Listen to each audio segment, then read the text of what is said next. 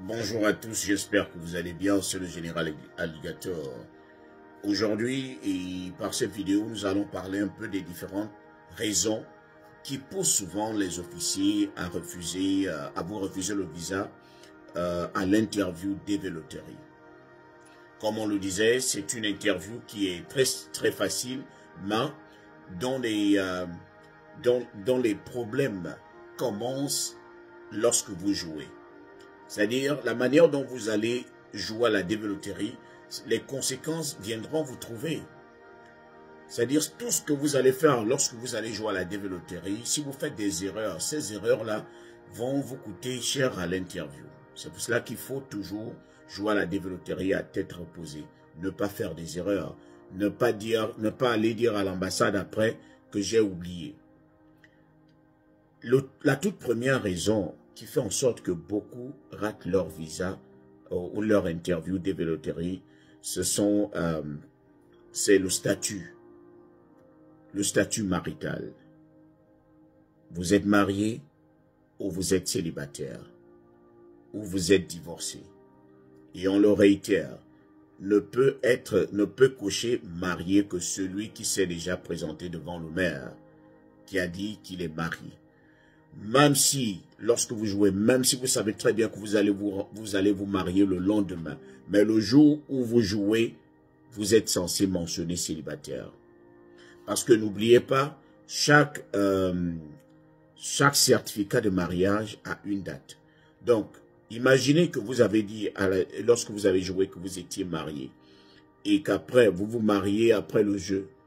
Lorsque l'interview arrive, il va forcément vérifier la date. Il sait à quel moment vous avez joué et il sait à quel moment vous êtes marié. Il va se dire que vous avez voulu mentir. Donc, lorsque vous savez déjà que vous n'êtes pas marié, mettez célibataire. Vous pouvez vivre en concubinage 53 ans. Vous n'êtes pas marié.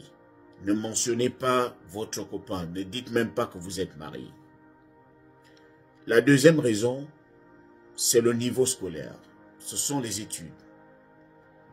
As-tu le bac? Il y a beaucoup de gens qui mettent souvent j'ai le bac en pensant gagner l'examen en fin d'année. J'ai déjà le bac. Ils jouent en octobre, mais ils pensent au bac qui va passer au mois de juillet. C'est dangereux. Eux, pour un petit truc, ils peuvent penser que vous voulez mentir.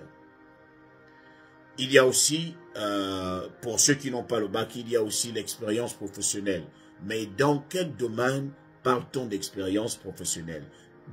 Avec quel genre de travail, avec quel genre de job parle-t-on d'expérience professionnelle?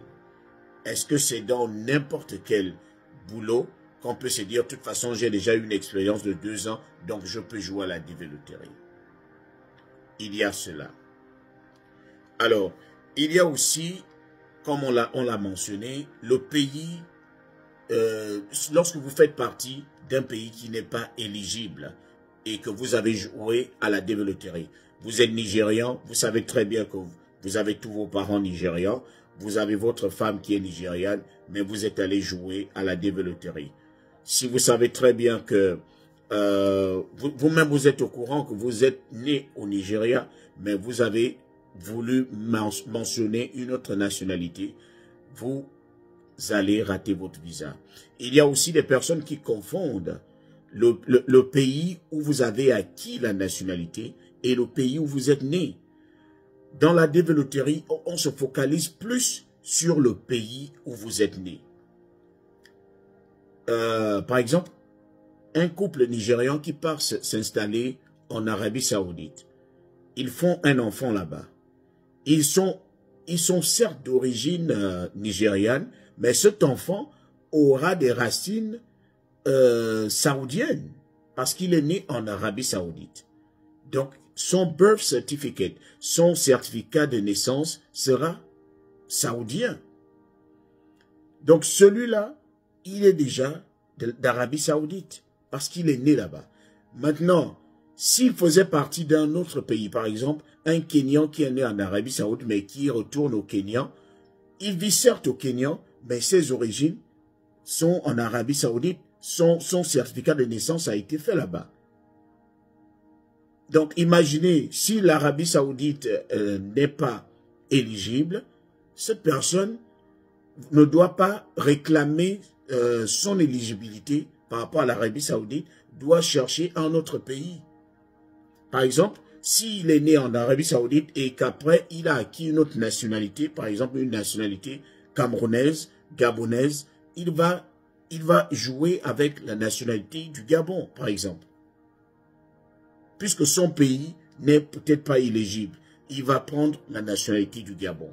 Parce que il a acquis sa nationalité là-bas. Donc, il y a cela. Il y a aussi le passé de tout un chacun. Rassurez-vous que vous n'avez pas commis de crime dans le passé. Et vérifiez surtout et surtout tout ce que vous postez sur Facebook, sur TikTok, sur Instagram et autres. Parce que si vous postez des trucs qui tendent à dénigrer le pays où vous voulez venir, ça ne va pas vous arranger. Si vous postez des trucs qui tendent à insulter le pays où vous voulez venir, ça ne va pas vous arranger. Parce que, comme vous le savez, ils vérifient souvent les réseaux sociaux. Il y a ça. Il y a aussi le fait que certaines personnes ont cette manière de mentir sur le nombre d'enfants, votre nombre de dépendants. Pourquoi vous mentez sur cela? Mentionnez vos enfants, que vos enfants soient le nombre d'enfants, que vos enfants soient avec vous ou avec la grand-mère au village ou avec leur père. Mentionnez le nombre. Mentionnez le nombre, où qu'il soit. Mentionnez le nombre, cherchez les photos, jouez avec eux. Même si après, ils ne vous suivent pas au même moment que vous allez voyager, mais mentionnez le nombre d'enfants. C'est important. C'est important. Si vous n'êtes pas marié, ne mentionnez personne. Je tiens à le dire, c'est un très bon conseil. Ne prenez pas des risques. Par exemple, il y a des gens qui veulent forcément aller se marier après les résultats. Ne prenez pas le risque de perdre tous les visas au lieu de vous retrouver dans une situation où vous avez une personne d'entre vous a le visa et pourra aider l'autre plus tard. Imaginez que votre petite amie gagne à la développerie. Vous vous précipitez à aller l'épouser. Lorsque vous allez à l'interview, on découvre que ce mariage a été rafistolé. On vous refuse le visa. Donc vous avez fait en sorte que votre petite amie rate le visa, vous aussi. Au lieu que ça soit au moins une personne qui part, vous allez faire en sorte que deux personnes soient coincées. J'ai même vu un autre cas dans mon inbox où la femme refusait que l'homme parte seul. Elle lui dit non, si tu pars, on se sépare. Je dois partir avec toi, je dois aller à l'interview avec toi. On essaye d'expliquer à la femme que non, tu peux pas, on n'est pas mariés.